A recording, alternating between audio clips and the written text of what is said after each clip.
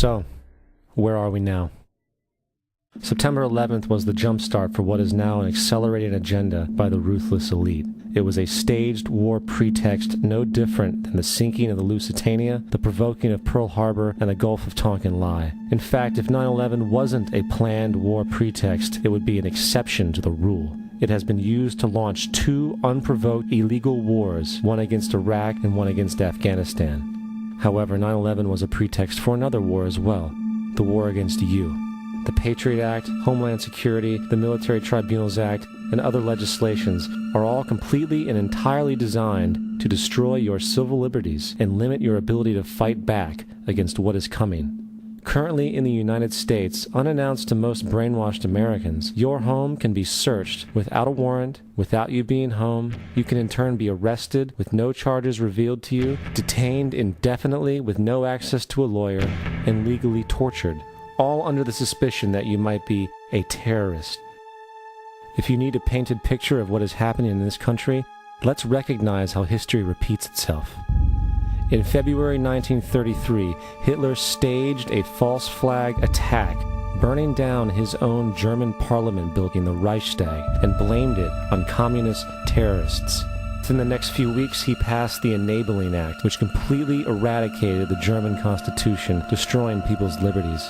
He then led a series of preemptive wars, all justified to the German people as necessary to maintaining homeland security.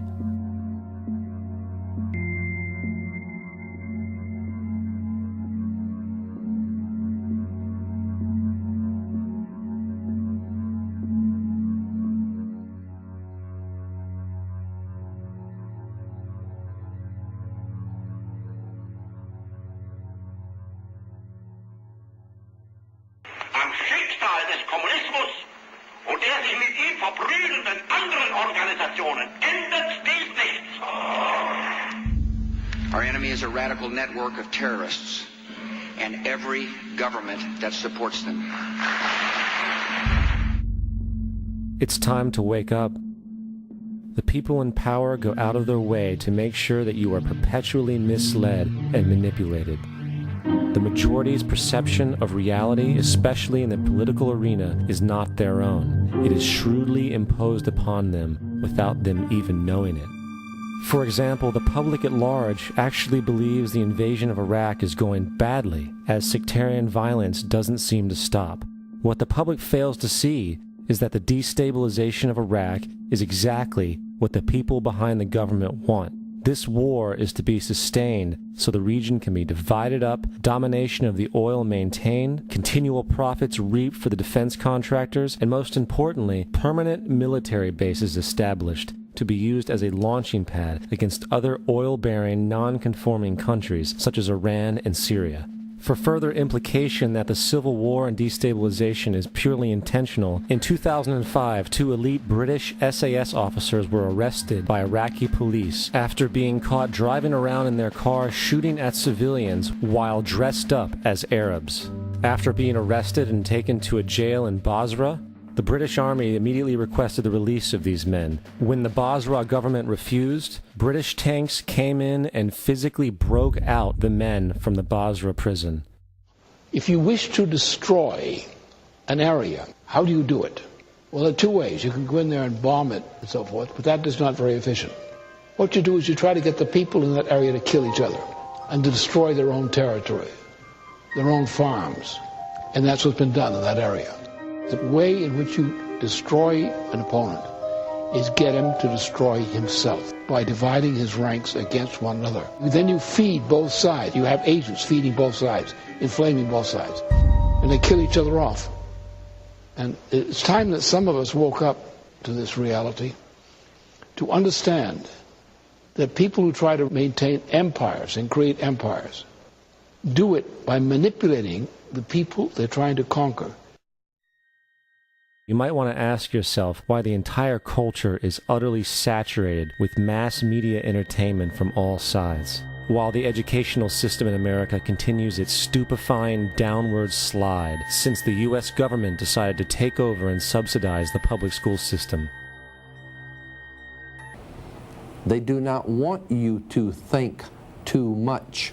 That is why our country and our world has become so proliferated with entertainments, mass media, television shows, amusement parks, drugs, alcohol, and every kind of entertainment to keep the human mind entertained, so that you don't get in the way of important people by doing too much thinking. You had better wake up and understand that there are people who are guiding your life and you don't even know it. We're in a lot of trouble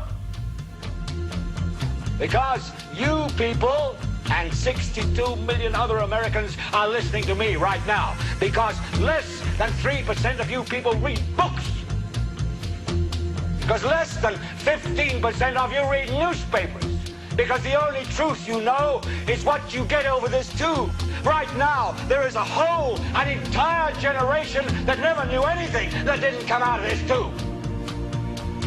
This tube is the gospel, the ultimate revelation. This tube can make or break presidents, popes, prime ministers. This tube is the most awesome goddamn force in the whole godless world. And woe is us if it ever falls into the hands of the wrong people. And when the largest company in the world controls the most awesome goddamn propaganda force in the whole godless world, who knows what shit will be peddled for truth on this network. So you listen to me. Listen to me. Television is not the truth. Television is a goddamn amusement park. Television is a circus, a carnival, a traveling troupe of acrobats, storytellers, dancers, singers, jugglers, sideshow freaks, lion tamers, and football players. We're in the boredom-killing business. But you people sit there day after day, night after night, all ages, colors, creeds. We're all you know. You're beginning to believe the illusions we're spinning here. You're beginning to think that the tube is reality and that your own lives are unreal. You do whatever the tube tells you. You dress like the tube. You eat like the tube. You raise your children like the tube. You even think like the tube. This is mass madness, you maniacs. In God's name, you people are the real thing. We are the illusion. The last thing the men behind the curtain want is a conscious, informed public capable of critical thinking, which is why a continually fraudulent zeitgeist is output via religion, the mass media, and the educational system. They seek to keep you in a distracted, naive bubble, and they are doing a damn good job of it. In 2005, an arrangement between Canada, Mexico, and the United States was made. This arrangement, unannounced to the public, unregulated by Congress, merges the United States, Mexico, and Canada into one entity, erasing all borders. It's called the North American Union, and you might want to ask yourself why you've never heard of this. In fact, there is only one mainstream reporter who has actually heard of and has had the courage to cover this issue. The Bush administration's open borders policy and its decision to ignore the enforcement of this country's immigration laws is part of a broader agenda. President Bush signed a formal agreement that will end the United States as we know it, and he took the step without approval from either the U.S. Congress or the people of the United States. It's a deal that few have even heard of. It's being done again by very few people at the very top on behalf of the investment class, but the working class of people, political officials across our country, from communities, from cities and so forth, they don't know anything about this. This isn't some trade agreement. It is a total removal of sovereignty from these countries, which will also result in a completely new currency called the Amero. Fall. Apart from that, I think one thing people who are dollar-based need to focus on is the Amero. That's the one thing that nobody's talking about that I think is going to have a big impact on everybody's life in Canada, the U.S., and Mexico. The Amero is the proposed new currency for the North American community, which is being developed right now between Canada, the U.S., and Mexico to make a borderless community, much like the EU, and the dollar, Canadian dollar, U.S. dollar, and the Mexican peso replaced by the Amero. By default of this agreement, the American Constitution will eventually be obsolete. You would think that a situation like this would be on the cover of every major newspaper. That is until you realize that the people who are behind this movement are the same people behind the mainstream media, and you are not told what you're not supposed to know.